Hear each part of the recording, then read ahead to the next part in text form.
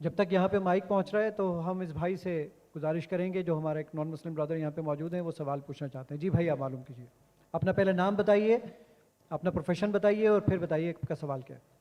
मेरी तरफ से सलाम सब बहन भाइयों को अस्सलाम वालेकुम, और ख़ास तौर पर जाकिर साहिब को और जितने भी यहाँ मेहमान बैठे हैं सबको मेरी तरफ से अस्सलाम वालेकुम। मेरा नाम इखलाक मसीह है और मैं तमाम मज़ाहिब का तालिब इल्म हूँ। जैसे कि जाकिर नाइक साहिब हैं तालिब इल्म, मैं कुरान भी पढ़ता हूँ और बाइबल स्टडी भी करता हूँ। और हमारी एक तंजीम है यहोवा विटनेस के नाम से। वो तंजीम जो है खुदाए वाहिद पर ईमान रखती है और खुदाए वाहिद की तालीम देती है। जैसे कि मसीह अस्सलाम ने यूहन्ना की इंजील 3 की 17 आयत में बताया है कि हमेशा की ज़िंदगी ये है कि वो तुझ खुदाए वाहिद और बारहा जिसे मैंने उसको पहचाने, खुदाए वाहिद को पहचाने। सो हमें खुदाए वाहिद को पहचानने की ज़रूरत है। तो इसी तरह हम जो है तमाम मसीह बहन भाइयों को ये तालीम देते हैं, मगर उसके बावजूद वो जो ना खुदाए वाहिद की तालीम को जो ना बर्दाश्त नहीं करते, एक्सेप्ट नहीं करते।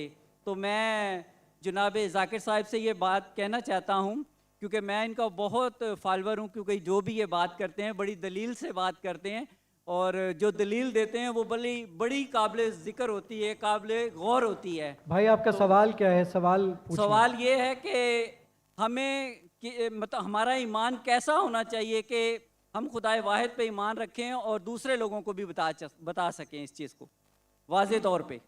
शुक्रिया। भाई साहब का सवाल है कि किस तरीके से हमें एक खुदा पे ईमान हो, और मैंने मेरे पहले सवाल का जवाब में कह चुका हूँ कि फॉर्मूला है सूरह इखलास, सूरा नंबर 112 आयत नंबर 1 से 4। कुल हु अल्लाहु अहद, कहो कि अल्लाह एक है, अल्लाहु समद, अल्लाह द एब्सोल्यूट इंटरनल, लम यलिद वलम यूलद, ना वो जनता है ना किसी से जना है, वलम यकुल लहु कुफुवन अहद, उसके जैसा कोई भी नहीं है। तो कोई भी शख्स अगर कोई भी खुदा की इबादत करता है, उसे कहता है खुदा, आपको इसको टेस्ट पे डालना चाहिए। मिसाल के तौर पे अगर कोई शख्स कहता है कि भगवान रजनीश खुदा है, हम भगवान रजनीश को टेस्ट पे डालते सूरह इखलास के। एक शख्स ने मुझे कहा हम हिंदू भगवान रजनीश को खुदा नहीं मानते। मैंने कभी भी नहीं कहा कि हिंदू भगवान रजनीश को खुदा मानते। मैंने कहा कुछ इंसान भगवान रजनीश को खुदा मानते, हम उसको टेस्ट पे डालेंगे सूरह इखलास के। पहला टेस्ट है कुल हु अल्लाहु अहद, कहो कि अल्लाह एक है, क्या रजनीश एक है?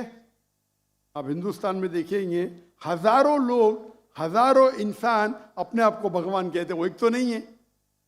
लेकिन भगनी शख्स कहेगा नहीं नहीं मेरा एक ही है। Number 2 Allah Samad, Allah the absolute internal. के रजनीश एब्सोल्यूट इंटरनल था? क्या वो समद था? हम जानते उसकी ऑटोबायोग्राफी में लिखा था कि भगवान रजनीश अस्थमा से सफर कर रहे थे, डायबिटीज मलाइटिस से। आप सोचो, खुदा को अस्थमा हो गया, खुदा को डायबिटीज मलाइटिस हो गया। तीसरा टेस्ट लम यलिद वलम यूलद, he begets not, not is begotten, ना वो किसी को जनता है ना किसी से जना है। हम जानते हैं भगवान रजनीश के वालिदैन थे, वो यूपी में पैदा हुआ। उसके बाद वो खुद, उनके वालिदैन उसके डिसाइबल बनते, उनके भक्त बनते। वो 1981 में जाते यूएसए, और यूएसए में एक गांव रहता है जिसका नाम है ऑरेगन। उसके अंदर अपना इदारा कायम करते, कहते रजनीशपुरम। उसके बाद चंद साल बाद अमेरिकन गवर्नमेंट उसे अरेस्ट करती है और जेल में डालती है। रजनीश कहता है कि अमेरिकन गवर्नमेंट ने मुझे स्लो पॉइजनिंग दी, स्लो पॉइजनिंग। आज सोच सकते खुदा को कोई स्लो पॉइजनिंग कर रहा है। और रजनीश अब वो वापस आते पूना में, इंडिया में, महाराष्ट्र में, और एक नया ऑर्गेनाइजेशन शुरू करते ओशो। उसके मरने के बाद उसके समाधि पे लिखा है Osho Rajneesh never born never died but visited the earth from the 19th of December to the 31st of January। भगवान रजनीश ना पैदा हुआ ना मरा, लेकिन इस धरती को विजिट करने के लिए, धरती को घूमने के लिए वो आया। उस समाधि पे ये नहीं लिखा था कि भगवान रजनीश को 21 ममालिक का वीज़ा नहीं मिला। आप सोच सकते हैं, खुदा भगवान धरती के विजिट करने आता है और उसको वीज़ा की ज़रूरत है। और आर्क बिशप ऑफ ग्रीस कहते हैं अगर आप भगवान रजनीश को नहीं निकालेंगे हम उसका घर जला देंगे। तो जो भी आप कहते हैं खुदा है, उसे सूरे इखलास के तराजू पे तोलो।